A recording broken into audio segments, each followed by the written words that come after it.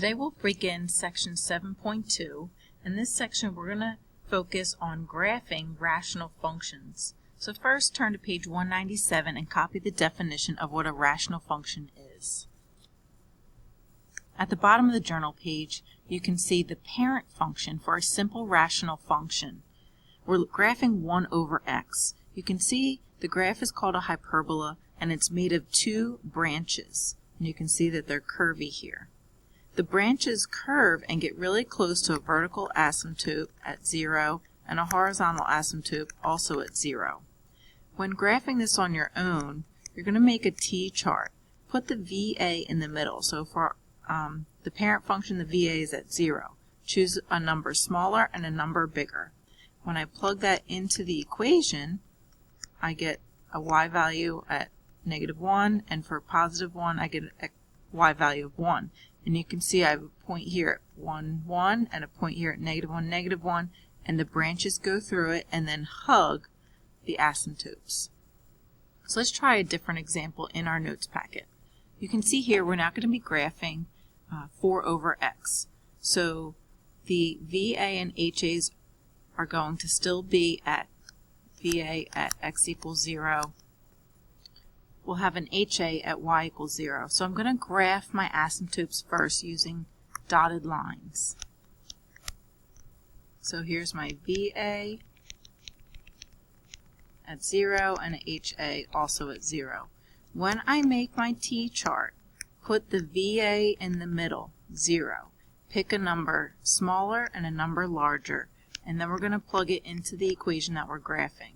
When I plug in -1, I get -4. When I plug in positive 1, I get positive 4. So I'm going to plot those 2 points, -1, -4, and then positive 1, positive 4. You're then going to draw your 2 branches through the point, and you want to curve around and hug your asymptotes. So through the point and hug, through the point and hug your asymptotes. You're going to get closer and closer to them as you go. Now if you go back to your journal, page 198, think about your parent functions. We can then translate them. We can move them left, right, up and down, stretch and shrink, and so on. So for our rational functions, if we have a number in the denominator along with x, that's going to shift it left and right, and the number added or subtracted to the end moves it up or down.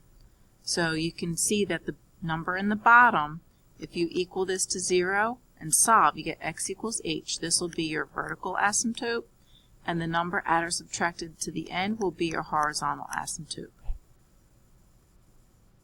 So the directions will be, go ahead and draw your asymptotes, pick a point on either side of the vertical asymptote and graph that, and then draw your 2 branches so that you go through your points and you approach the asymptotes. So let's look at the example in our notes packet. So in example 2, we can first find the vertical asymptote. You set the denominator equal to 0. And when you solve that, we get a vertical asymptote at -2. The horizontal asymptote is the number added or subtracted to the end. So it'll be y equals -1. So let's plot that first. So you can see here in red, I drew my vertical asymptote at -2, x is -2, and I drew a horizontal asymptote at y equals -1. It's down a little bit. So when I make my t-chart, I'm going to plug my VA in the middle, which is -2. Pick a point before it or smaller, and a number after or larger.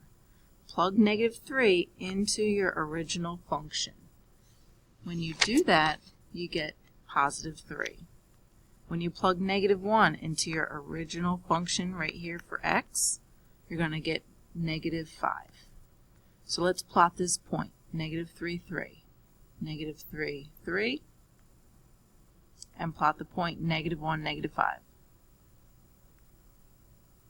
You're then going to draw 2 branches. Make sure you go through your point and then approach your asymptotes.